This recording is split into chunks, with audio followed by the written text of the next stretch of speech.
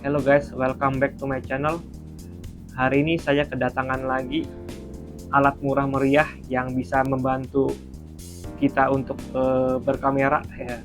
Maksud saya lebih ke arah videografi mungkin ya, untuk vlogging atau untuk ya buat tagging, buat ngambil-ngambil foto-foto cantik gitu kan, untuk Instagram atau untuk TikTok. Ini ada satu alat yang saya pakai lagi, yaitu 0,45 kali point lens. Jadi ini lensa zooming, lensa wide angle. Jadi bisa lebih bisa lebih luas lagi untuk pengambilan pengambilan gambarnya. Oke, sebenarnya di marketplace itu ada beberapa tipe ya. Ada yang 0,5 kali dengan merek Apexel. Saya pengen sih sekali-kali untuk nyobain merek Apexel, dan ini bedanya apa sih untuk untuk spesifikasi dan teknisnya itu kurang lebih seperti ini ya, 37 mm. Ini lensanya itu pakai kaca dia, dan ada dua lensa, ada lensa makro dan lensa wide angle.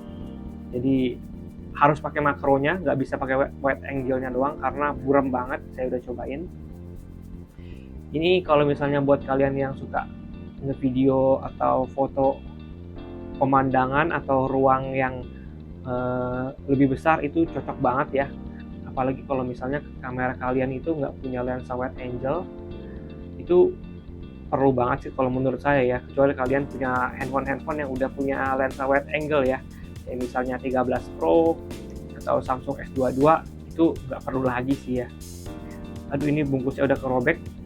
Nah, sebenarnya kalau di luar negeri itu banyak ya merek-merek yang lain-lain ya. Kalau kita googling itu banyak banget merek yang aneh-aneh gitu kan. Udah ada harga yang paling murah sampai harga paling mahal. Cuman di Indo itu Apexel doang yang masuk. Saya juga bingung kenapa. Oke, untuk paketnya sendiri dia ada kayak semacam pouch ya. Pouchnya itu dari kayak semacam kulit sih. Tapi oke kok ini. Tapi menurut saya lebih enak sih, lebih aman pakai dengan kardusnya ya. Jadi lebih lebih aman. Ini untuk lensanya dikasih cap, ada tutupannya. Ini lensa wide angle-nya. Saya buka dulu tutupnya. Nah, ini 0,45 kali wide angle lens without macro. Ini lensa wide-nya gede banget ya. Agak berat sih, ini agak berat, tapi nggak berat-berat banget kayak gimana, cuman agak berbobot karena mungkin ini bahannya dari saya nggak tahu juga, kayak semacam aluminium kali ya. Oke, dan ini belakangnya lensa makro. Ini saya tutup pakai tutupan yang koan dia, jadi biar nggak kotor lensa belakangnya. Nah, ini lensa makronya. Jadi dia sistemnya itu semacam jepit di handphone kalian aja. Jadi makainya itu juga gampang banget. Kalian tinggal jepit aja lensanya ke ke kameranya, dan ini hasilnya. Nah, kelihatan ya. Ini benar-benar wide. Beda banget kalau misalnya nggak pakai lensa lensa wide-nya itu benar-benar terbatas view angle-nya. Kalau pakai lensa wide ini benar-benar luas banget. Cuman memang jadi agak kayak semacam jauh, mungkin kayak zoom gitu ya. Lalu kalau misalnya yang ada garis-garis tiang atau bangunan itu jadi semacam cembung ya. Itu sih, itu mungkin kekurangannya. Oke, di video ini juga akan saya tampilkan kalau misalnya dibandingkan dengan iPhone 13 Pro itu seperti apa. Oke, di depan kita udah ada dua handphone. Yang satu yang atas itu iPhone SE 2020 yang sudah ditambahkan lensa wide, dan di bawahnya itu iPhone 13 Pro. Oke, bisa kelihatan? Coba kita langsung bandingin aja ya. Nah, itu kalau secara sepintas sih nggak terlalu kelihatan bedanya ya antara atas dan bawah. Ini saya nggak tahu kenapa yang atas itu agak gelap, tapi yang 13 Pro ini terang banget ya. Nggak ada bedanya ya kalau sepintas kita lihat dari video. Itu smooth-smooth aja.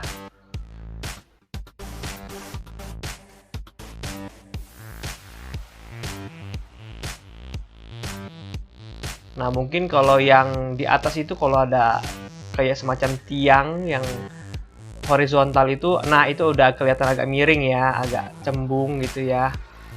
Nah, oke.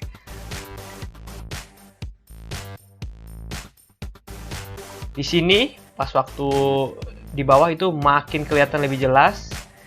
Yang atas itu lebih bengkok, yang bawah itu lebih lurus. Ya.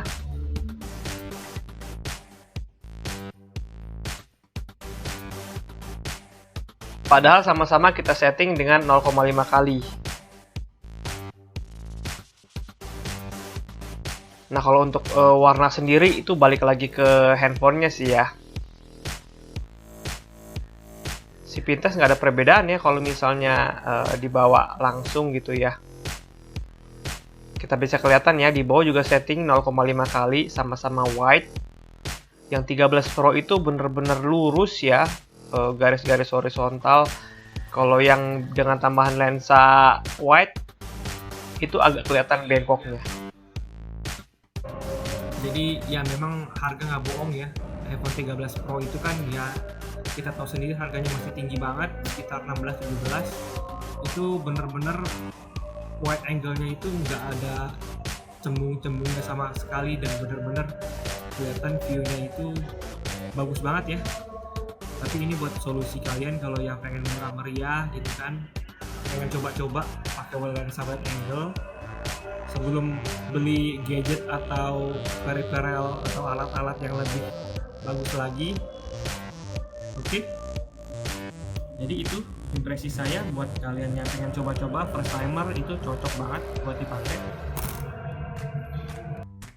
Lalu untuk kalian yang pengen benar-benar pro, mungkin mesti ganti gadget ya, jadi pakai handphone yang ada lensa wide-nya biar pandangan lebih terlihat luas. Oke, sampai di sini dulu ya untuk video kali ini.